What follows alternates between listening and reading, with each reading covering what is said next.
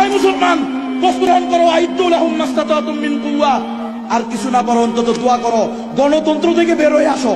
গণতন্ত্র ইসলামে নাই, খেলাফততন্ত্রের জন্য দোয়া করো।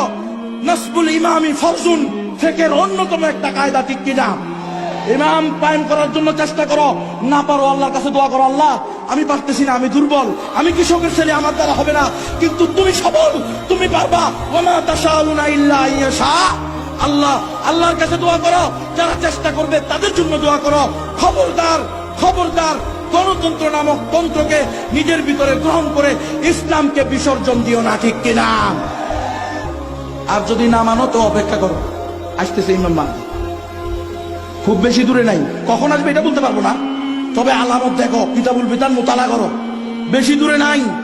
এই ইহুদি খ্রিস্টানেরা, ইহুদি খ্রিস্টানের দালালেরা, যারা আজকে নিজেদেরকে সুপার পাওয়ার বলতেছ, নিজেদেরকে ক্ষমতাশীল বলতেছ, শুনে রাখো, গাছ বলবে গাছ, ইয়া আব্দুল্লাহ কলবি ইয়াহুদিয়ুন ফাতাল খুযহু ওয়াকতুলহু।